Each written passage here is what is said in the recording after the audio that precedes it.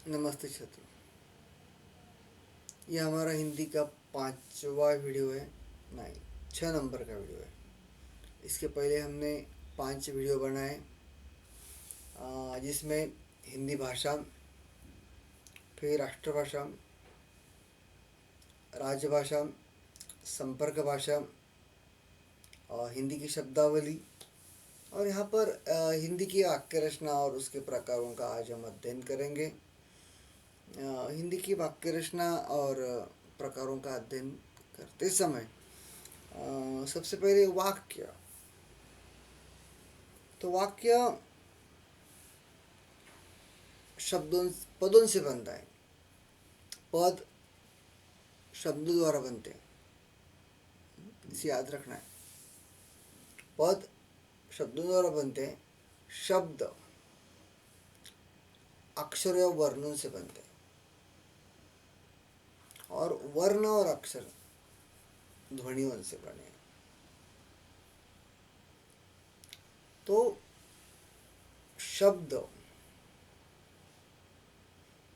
शायद इसीलिए शब्द ध्वनि की सार्थक इकाई है। तो यहाँ पर महत्वपूर्ण जो बात है वो ध्वनि है। और ध्वनि इसलिए भी महत्वपूर्ण है कि भाषा के मूल में ध्वनियाँ होती है। भाषा के मूल में ध्वनियाँ होती है। और ध्वनि का अधिक अभ्यास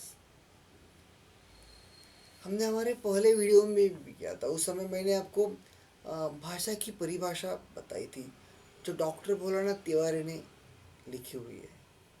वहाँ पर डॉक्टर भोलानाथ तिवारी ने कहा है, भाषा उन यादृच्छिक ध्वनि चिन्हों का समूह। यादृच्छिक ध्वनि चिन्ह यानी कि जो दिखाई देते नहीं है लेकिन ध्वनियाँ होती है। जैसे कि मैं बोल रहा हूँ, आप लोग सुन रहे हैं। ध्वनि दिखाई देता नहीं है लेकिन ध्वनि होता है। यादृच्छिक ध्वनि चिन्हों का समूह है जिसके द्वारा एक समाज के लोग आपस में भाव तथा विचारों का आदान प्रदान करते हैं। भाषा उन यादृच्छिक ध्वनि चिन्हों का समूह है जिसके द्वारा एक समाज के लोग आपस में भाव तथा विचारों का आदान प्रदान करते हैं। तो यहाँ पर महत्वपूर्ण ध्वनियाँ हैं। एक ऐसा कालखंड था, प्राचीन या फिर प्राचीन से भी उसके पहले, कि जहाँ पर इस धरती पर मात्र ध्वनियाँ थी। बाद में यहाँ पर जो उस समय मनुष्य था उसने उन ध्वनियों के ऊपर अध्ययन किया और फिर भाषा का निर्माण हुआ। बाद में कई सारे भाषा वैज्ञानिकों ने भी ध्वनियों का अध्ययन किया। फिर ध्वनि से वर्ण या अक्षर बने, वर्णों का निर्माण हुआ। और वर्ण या अक्षर बनने के बाद ध्वनियों से वर्ण या अक्षर बने और वर्णों का या अक्षरों का उचित क्रम जिससे अर्थ प्रतीत होता है उसे शब्द बने। हर एक शब्द में अपना एक अर्थ होता है। तो उन वर्ण या अक्षरों से ध्वनि बने,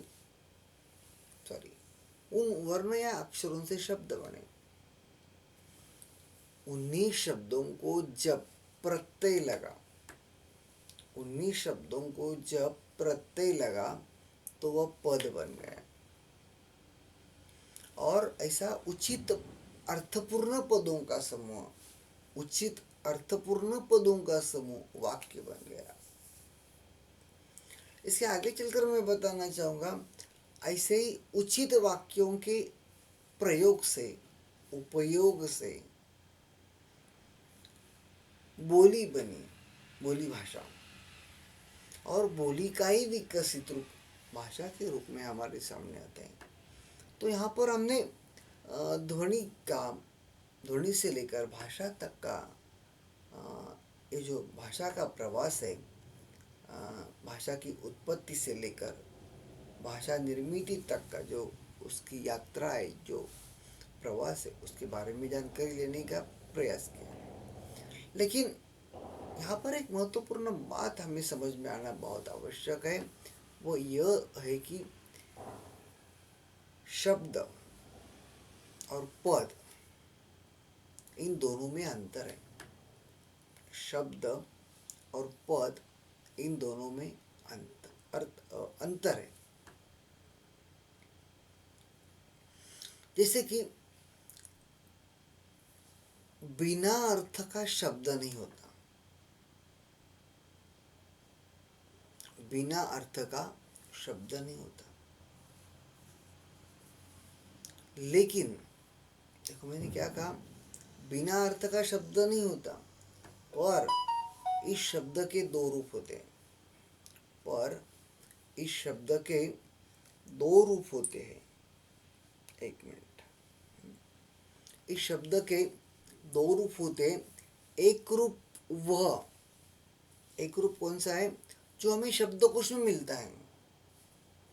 शब्द का एक रूप हमें शब्दकोश में मिलता है। तो दूसरा रूप कौन सा है, जो वाक्य में प्रयुक्त होता है। शब्द का दूसरा रूप वाक्य में प्रयुक्त होता है, और वाक्य में प्रयुक्त होने वाले इस रूप को पद कहते हैं। वाक्य में प्रयुक्त, प्रयुक्त होना यानी उपयोग, उपयोग में लाना, उपयुक्त होना, उपयोग में लाना। तो शब्द का वाक्य में प्रयोग होना, प्रयोग करना, या फिर प्रयोग का रूप पद है। तो यहाँ पर हमने शब्द और पद, इन दोनों में क्या अंतर है उसे समझने का प्रयास किया। यहाँ पर जो शब्द आ रहा है बार बार, पद, पद को हमने समझने का प्रयास किया। यूँ तो शब्द में प्रत्यय लगता है तो वह पद बनता है, या फिर शब्द जब शब्द का वाक्य में प्रयोग होता है तो वो पद बन जाता है। यहाँ पर इतनी जानकारी हमने ली, लेकिन पद की एक उचित ऐसी व्याख्या बाबूराव सक्सेना ने की है। बाबूराम सक्सेना।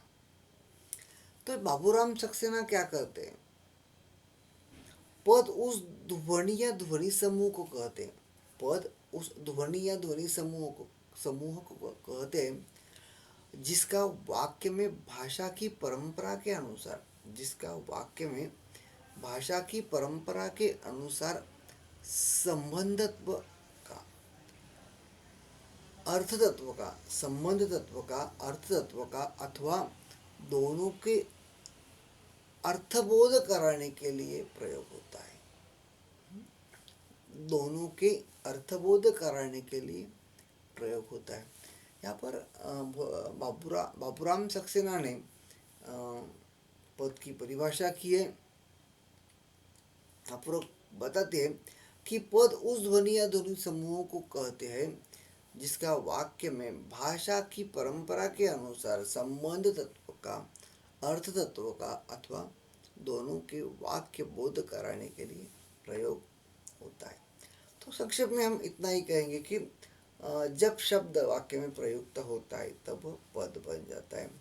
तो यहाँ पर हमने कुल मिला के ये जो वाक्य रचना है, उसके वाक्य रचना के मूल में ध्वनि है, और ध्वनि का वाक्य तक का, ध्वनि से लेकर वाक्य तक का जो सफ़र है, और उसके भी आगे भाषा तक सफ़र हमने देखा।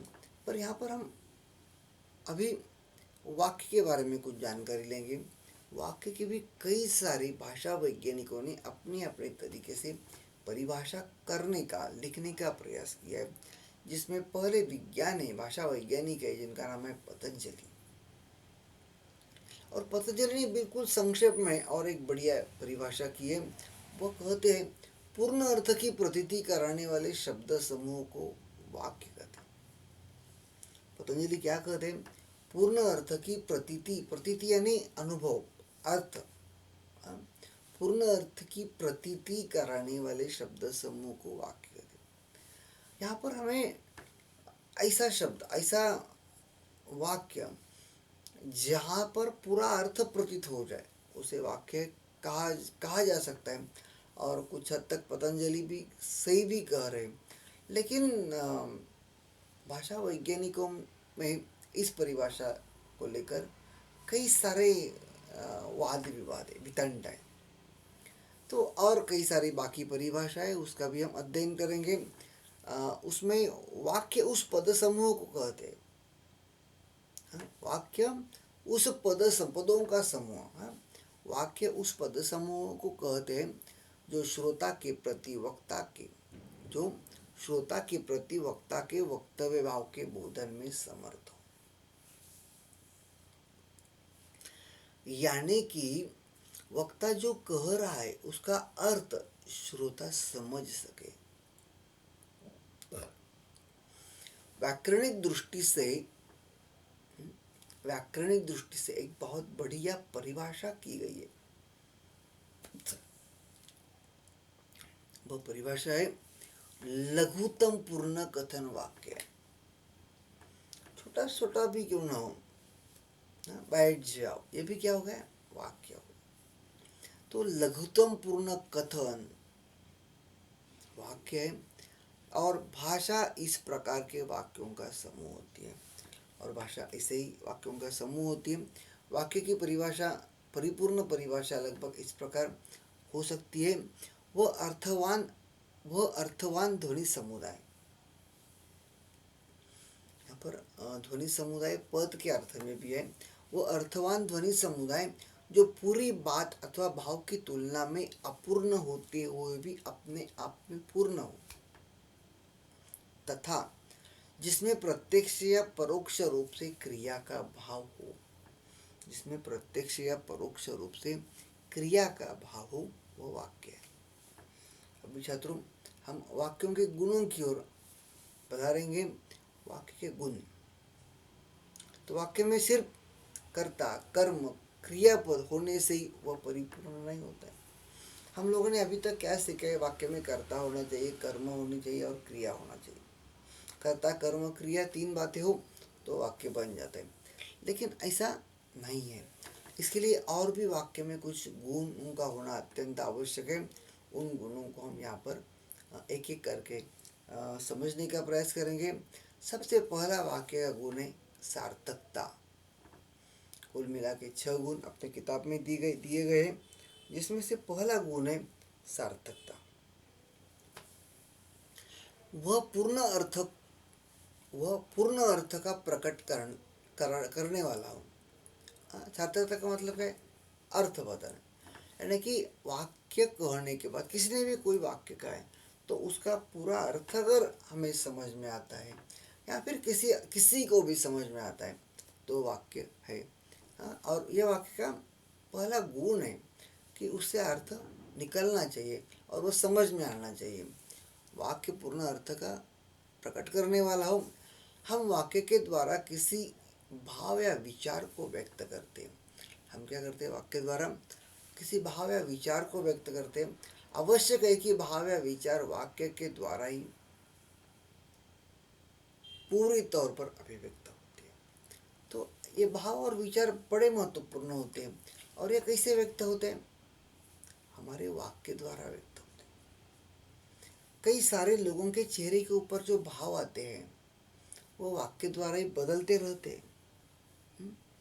जैसे कि मैं भी यहाँ पर बात कर रहा हूँ तो इस मेरे वाक्य से भी आपके चेहरे के ऊपर वाक्य के अनुसार भाव बदलते जाते हैं। बात करने वाला अगर क्रोध से बात करे तो उसके सामने वाला जो व्यक्ति है उसके ऊपर भी उस प्रकार के उसके परिणाम स्वरूप दृश्य दिखाई देता है। कोई अगर मजाकिया ढंग से, कोई विनोद कर रहा है, व्यंग्यात्मक ढंग से बात कर रहा है तो अनायास वो सुनने वाले लोग हैं उनके ऊपर उसका असर होता ही है। ऐसा कतई नहीं होता है कि कोई अच्छा विनोद कर रहा है, अच्छा स्पीच चल रहा है और वो स्पीच सोचकर लोग रो रहे हैं। हाँ? यह स्थिति हमें कभी नहीं मिलती। इसलिए वाक्य में एक महत्वपूर्ण गुण है वह सार्थकता। दूसरा गुण है योग्यता। योग्यता यानी शब्दों की, पदों की, उसमें आपस में एक संगति होती है, वह उचित होना अत्यंत आवश्यक है। इन पदों में प्रसंग के अनुसार भाव का बोध कराने की योग्यता होनी चाहिए। तो वहाँ पर जो शब्द यानी वो पद जो इस्तेमाल हुए उसमें उचित अर्थ छिपा हो और उस अर्थ से जो भाव है वो प्रकट हो, तो इसे योग्यता कहते। उचित शब्दों का उचित जगह इस्तेमाल करना योग्यता उसका गुण है। तीसरा गुण है आकांक्षा। आकांक्षा का कारण आशय स्पष्ट होता है। आकांक्षा के कारण आशय स्पष्ट होता है ना, कि उसमें क्या है वो हमें आकांक्षा से ही पता चलता है। जैसे कि मान लो कहीं पर अगर आप सभी लोग इकट्ठा हो गए और किसी ने कहा राम और वो शांत हो गया, तो बाकी सबके मन में उसके प्रति कई सारे सवाल खड़े हो जाएंगे। भाई राम कौन है, वो क्या कर रहा है, किधर है, ऐसे कई सारे सवाल मन में खड़े हो जाएंगे। यानी कि यहाँ पर उस राम के प्रति, उस वाक्य के प्रति हमारे मन में आकांक्षा उत्पन्न होती है। और ये वाक्य का बहुत बड़ा गुण है कि वो आकांक्षा पूर्ति करने वाला हो। जैसे कि राम वकील बन गया, तो यहाँ पर हमें पूरा पता चलेगा कि राम वकील बन गया। अभी किसी प्रकार की आकांक्षा उसके प्रति हमारे मन में नहीं है। अगला प्रकार है सन्निधि। सन्निधि का अर्थ है आसक्ति या समीपता। यानी कि मान लो कोई शब्द है, आसक्ति संदर्भ प्रस्तुत करती है, पूर्वापर संदर्भ न हो तो बात अटपटी या निरर्थक लगती है। उदाहरणार्थ बहुत बढ़िया उदाहरण दिया गया है, चलो और काफी देर बाद कहा बाजार। क्या होता है, कभी कभी ऐसा होता है कि मान लो आप सभी लोग इकट्ठा बैठे और एक ने कहा चलो, और उसी ने बड़ी देर के बाद कहा बाजार, तो यहाँ पर क्या हुआ, वो सन्निधि बनी नहीं है।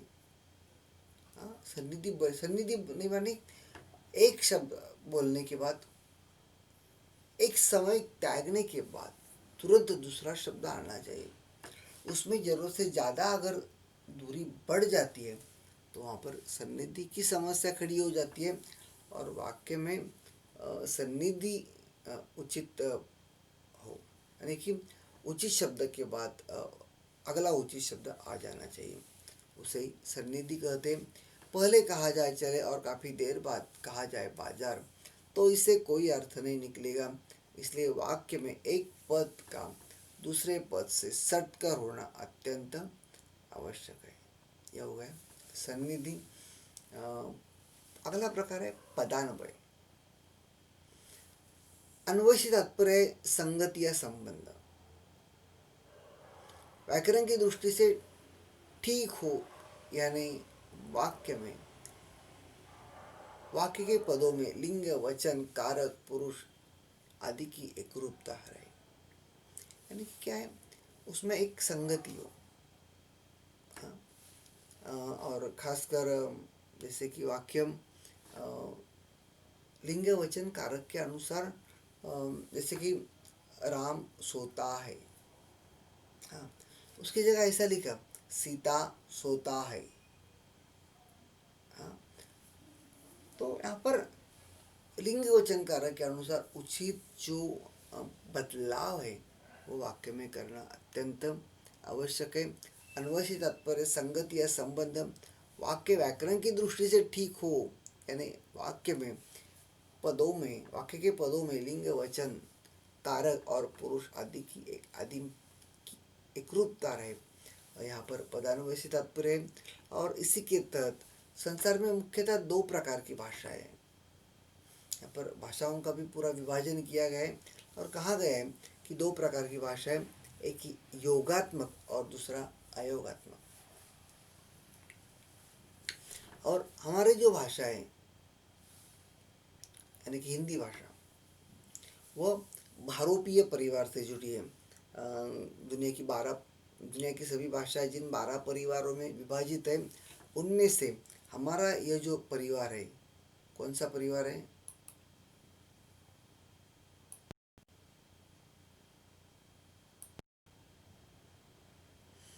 तो हमारा ये जो परिवार है, कौन सा परिवार है, तो जहाँ पर हिंदी भाषा का परिवार। तो हिंदी भाषा किस परिवार से जुड़ी है? तो वो भारोपीय परिवार से जुड़ी है। हमने 12 परिवारों का अध्ययन किया है। तो भारोपीय परिवार की सारी भाषाएं योगात्मक है। अभी इस योगात्मक से क्या तात्पर्य है कि जहाँ पर संज्ञा, विशेषण, क्रिया, उसके लिंग, वचन और विभक्ति में अन्वय या संबंध अनिवार्य रूप से होना चाहिए। यह योगात्मक से तात्पर्य है। और भारोपीय परिवार की सभी भाषाएं योगात्मक है। उसके बाद हम 6 नंबर पर वाक्य का गुण है पदक्रम।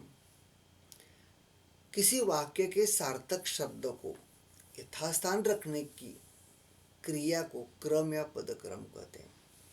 प्रत्येक भाषा की अपनी एक विशेषता होती है। जैसे अंग्रेजी में क्रिया के बाद कर्म आता है।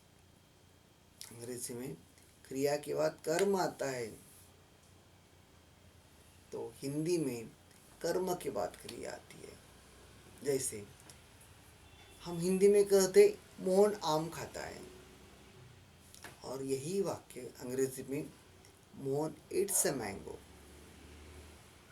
तो यहाँ पर हमने क्या किया, देखो मोहन आम खाता है, यहाँ पर आम बीच में आया है, कर्ता कर्म क्रिया। तो यहाँ पर कर्म बीच में आ गया। मोहन इट्स ए मैंगो, यहाँ पर मैंगो आखिर में चला गया है। तो यहाँ पर जो कर्म है, कर्ता कर्म क्रिया, तो जो आम है उसने अपना स्थान हिंदी और अंग्रेजी में अपने अपने अनुसार बदल दिया है, और इसे ही पदक्रम कहते हैं। वाक्यों में पदों का उचित क्रम होना, यथास्थान पद होना अत्यंत आवश्यक है। यहाँ पर हमने छात्रों वाक्य के गुण देखे। अभी हम वाक्य के प्रकारों की ओर आएंगे। रचना की दृष्टि से भी वाक्य के 3 मुख्य प्रकार हैं। एक साधारण या सरल वाक्य, 2 मिश्र वाक्य और तीसरा संयुक्त वाक्य। अभी साधारण या सरल वाक्य किसे कहते हैं?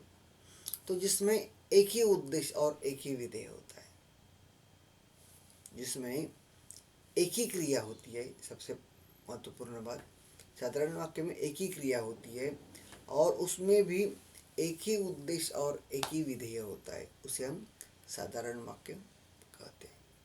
जैसे कि पानी बरसता है, यहाँ पर पानी उद्देश्य है और बरसता है विधेय है। बादल गरजते हैं, इसमें बादल उद्देश्य है और बरसते हैं विधेय है। तो यहाँ पर उद्देश्य और विधेय किसे कहा जाता है, किसे उद्देश्य कहा जाए, किसे विधेय कहा जाए, और ये कैसे तय हो गया? तो वाक्य में प्रतिपादित विषय उद्देश्य कहलाता है। वाक्य में प्रतिपादित विषय उद्देश्य कहलाता है, तथा उसके लिए जो विधान किया जाता है, उसके लिए जो विधान किया जाता है उसे विधेय कहते हैं। जैसे कि पानी बरसता है, इसमें पानी उद्देश्य है और इस पानी के लिए जो क्रिया हुई है, बरसता है, यह विधेय है। तो उसके लिए विधान क्या हुआ है? बरसना। तो इस प्रकार वाक्य में यह 2 मुख्य बातें होती है, एक उद्देश्य और दूसरा विधेय। अभी रचना के आधार पर वाक्य का दूसरा जो प्रकार है वह है मिश्र वाक्य। मिश्र वाक्य में क्या अलग है? तो उसमें एक सरल वाक्य है। अभी सरल वाक्य हमने देखा, तो मिश्र वाक्य में एक सरल वाक्य और उसके साथ उसके कोई अधीन, उसके ऊपर अवलंबित, आश्रित एक वाक्य होता है, तो वह अंग वाक्य है। एक मुख्य वाक्य के साथ दूसरा अंग वाक्य उसमें जुड़ जाता है तो बन जाता है मिश्र वाक्य। जैसे वह कौन सा भारतीय है, मुख्य वाक्य, वह कौन सा भारतीय है जिसने गांधी जी का नाम न सुना हो। तो मुख्य वाक्य के ऊपर दूसरा वाक्य अवलंबित होता है, तो यहाँ पर अवलंबित वाक्य कौन सा है? जिसने गांधी जी का नाम न सुना हो। वह कौन सा भारतीय है, मुख्य वाक्य, और फिर उसके ऊपर अधीन होने वाला दूसरा अंग वाक्य है, अधीनस्थ वाक्य है, जिसने गांधी जी का नाम न सुना। अभी इसके अलावा भी तीसरा एक प्रकार यहाँ पर हम देंगे, लिखेंगे, और वह है संयुक्त वाक्य। अब ये संयुक्त वाक्य क्या है, तो यहाँ पर दो या दो से अधिक प्रधान अंग वाक्य होते हैं, यानी कि दो या दो से अधिक अंग वाक्य होते हैं। ऊपर क्या देखा, एक मुख्य वाक्य और उसके ऊपर दूसरा आश्रित यानी अंग वाक्य। यहाँ पर क्या है, दो या दो से अधिक अंग वाक्य होते हैं। जैसे कि भगवान श्री कृष्ण सज्जनों की रक्षा। देखो यहाँ पर क्या क्या अंग वाक्य, यानी कि कोई पूरा पूरा वाक्य यहाँ पर नहीं है। क्या कहा गया है कि कई सारे दो या दो से अधिक अंग वाक्य। तो भगवान श्री कृष्ण सज्जनों की रक्षा और दुर्जनों का विनाश करने के लिए इस धरती पर बार बार अवतार लेते हैं, यह गीता का वचन है। तो इस प्रकार यहाँ पर कई सारे अंग वाक्य इकट्ठा हुए दिखाई देते हैं। तो यहाँ पर हमने सरल वाक्य, मिश्र वाक्य और संयुक्त वाक्य के बारे में जानकारी ली। उसके बाद हम भाव और अर्थ की दृष्टि से भी वाक्य के प्रकार देखेंगे।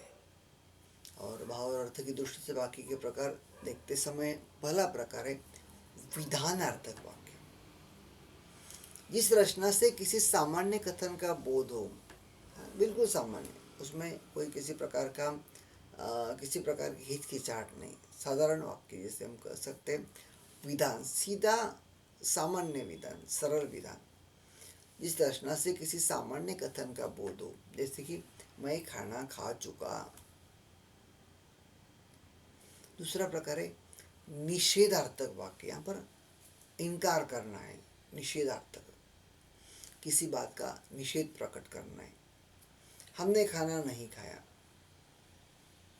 नई शब्द आया देखो, जिसे हम अंग्रेजी में नेगेटिव सेंटेंस भी कहते हैं। तीसरा प्रकार है आज्ञार्थक वाक्य। इसे आदेश देने की प्रक्रिया यहाँ पर हम कह सकते हैं, जिसमें किसी आज्ञा या आदेश का बोध होता है। जैसे कि यह काम आज ही हो जाना चाहिए, आदेश दिया गया है। आदेश, हम जब आदेश की भाषा करते हैं तो वो आज्ञार्थक वाक्य होता है। चौथा प्रकार है प्रश्नार्थक वाक्य। यहाँ पर प्रश्न पूछा जाता है, जिससे किसी प्रकार के प्रश्न किए जाने का बोध हो, उसे प्रश्नार्थक वाक्य कहते हैं। आप अभी अभी कहाँ से आ रहे हैं। अगला प्रकार है विस्मयादि बोधक, यानी कि जिसे अंग्रेजी में एक्सक्लेमेटरी सेंटेंस कहते हैं, जिससे विस्मय, आश्चर्य आदि का बोध होता है। अरे अरे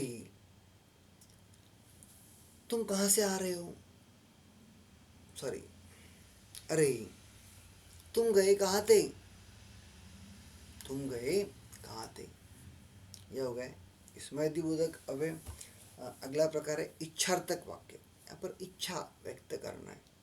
तो इच्छा कैसे, उसका उदाहरण कैसे ले सकते हैं, कैसे लिया जा सकता है उदाहरण। तो हम इच्छा व्यक्त करते हैं, तुम्हें लंबी उम्र मिले। ऐसे जो वाक्य होते हैं इन इच्छार्थक वाक्य कहते हैं।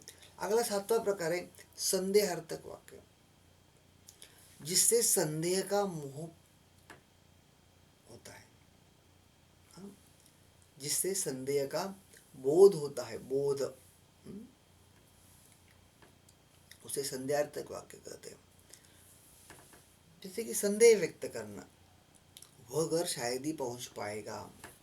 एक संदेह व्यक्त किया, संदेश नहीं, संदेह व्यक्त किया। और अगला प्रकार है संकेतार्थक वाक्य, जिससे संकेत का बोध होता है। पानी न बरसता तो सारी खेती सूख जाती, संकेत किया है। ऐसा नहीं होता तो वैसा होता। पानी न बरसता तो सारी खेती सूख जाती। तो छात्रों, यहाँ पर हमने हिंदी वाक्य वाक्य के गुण, रचना के आधार पर वाक्य के प्रकार और दूसरा भाव और अर्थ के आधार पर वाक्य के प्रकार देखे। मैं आपको बताना चाहूँगा कि एक भाषा का किसी अन्य भाषा पर प्रभाव गिरता ही। अभी भारत में कई सारी भाषाएं पूर्वापार चली आ रही है, तो उन भाषाओं का किसी न किसी रूप में हिंदी पर प्रभाव गिरा ही है। जैसे कि विदेशी भाषाओं के प्रभाव के कारण हिंदी में दीर्घ वाक्य रचना का प्रयोग होने लगा, यानी कि बड़ी बड़ी वाक्य रचना। तो फारसी शब्द के प्रभाव के कारण कील लगाकर वाक्य रचना करने की पद्धति विकसित हुई। ऐसे हर एक भाषा का अपना अपना प्रभाव उस भाषा पर गिरता ही है और उसके अनुसार उसमें बदलाव होते ही जाते हैं। तो यहाँ पर हमने कई सारी महत्वपूर्ण जानकारी इकट्ठा की है हिंदी वाक्य रचना के संदर्भ में। आप लोगों ने यह वीडियो शांतिपूर्वक सुना, मैं आपका दिल से शुक्रिया अदा करता हूँ। धन्यवाद।